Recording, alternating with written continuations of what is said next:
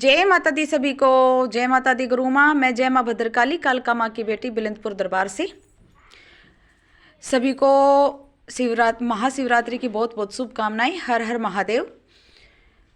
माता रानी सबके घरों में खुशियों का वास रखे, सब की मनोकामना पूरी करे। तो आज बात करते हैं भाई, मेरे पास लाइव में एक तो 3-4 दिन पहले कमेंट आया था और एक कल कमेंट आया।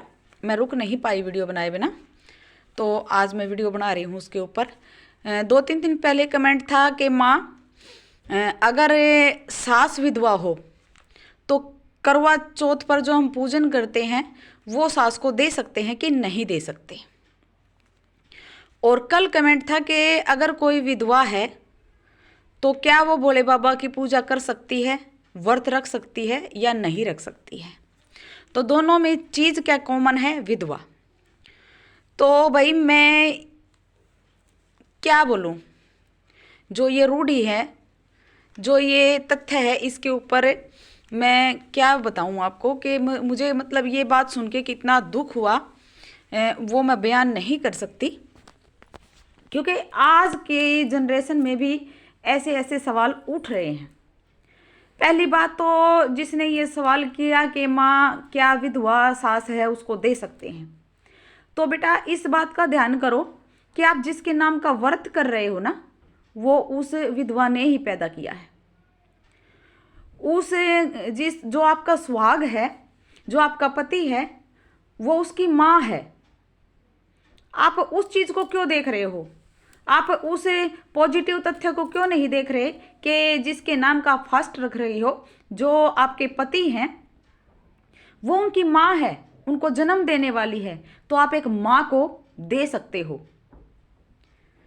तो इन विवादों पर मत बढ़ो, क्योंकि ये छोटी सी बात तो नोट कर ली कि विधवा को दे या नहीं दे, लेकिन इस तरफ क्यों नहीं ध्यान देते आप कि मतलब जो प्रॉपर्टी है, जो उसका बेटा कमा कर लाता है, वो भी तो उसी का होगा।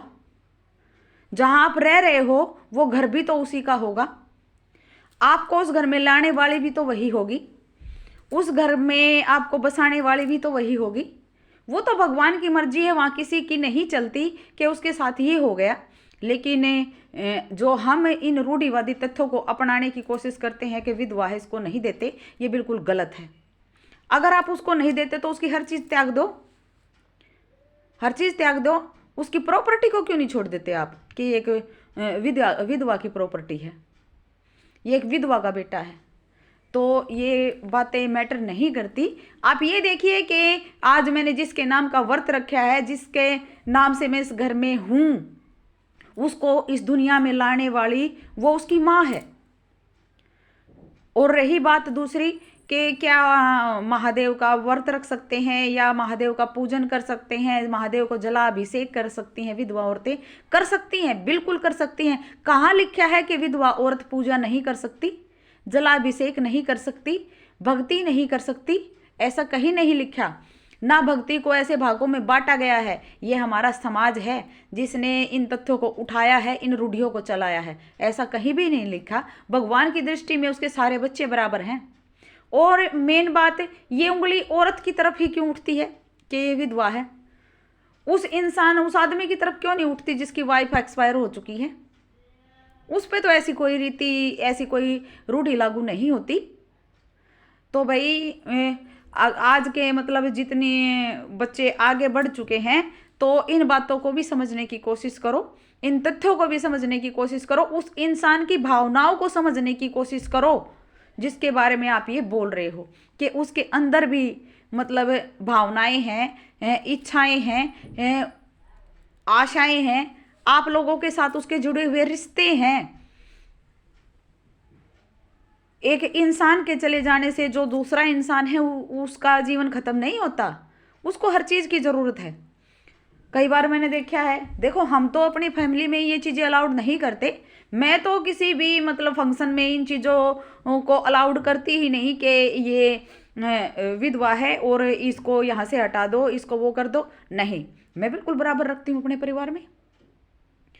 और जो पहला सवाल था कि सास को दे दूं कि नहीं दे दूं, तो मेरी शादी के 1.5 साल बाद ही मेरे ससुर एक्सपायर हो गए थे और मेरी सास कम से कम 13-14 साल जीवित रही। मैंने तो उसको दिया, बिल्कुल हंस के दिया, और उसके आशीर्वाद से हम इतने फले फूले हुए हैं और महामाई की कृपा से और उसके आशीर्वाद से ही हम यहाँ तक पहुँचे हैं। तो इन तथ्यों को बढ़ावा ना दो। इन कुरीति, मैं तो ये बोलती हूँ कि मतलब इन रिवाजों को जो ऐसे किसी की तरफ उंगली उठाती हैं, बढ़ावा ना दो बेटा। भगवान ने सबको बराबर बनाया है, सबके मन बराबर हैं, सबके मन की भावनाएं बराबर हैं। क्योंकि अगर किसी बात से आपको बुरा लगता है तो एक घटना जो उसके साथ घट गई है और उसके को बार बार बार बार बार बार दोहराते हो तो उसके मन पे कितनी ठेस पहुंचती होगी। और जब उसका मन दुखता होगा ना, तो ये देखो कि आपके घर की जो शक्तियां हैं तो मन उनका भी दुखता होगा और वो ये सोचने पर विवश हो जाते होंगे कई बार तो कि ये मेरा ही बनाया हुआ इंसान है। तो बेटा सोच बदलो तो सब कुछ अपने आप ही बदल जाएगा। महामाई अपनी कृपा सब पर बनाए रखे। जय माता दी।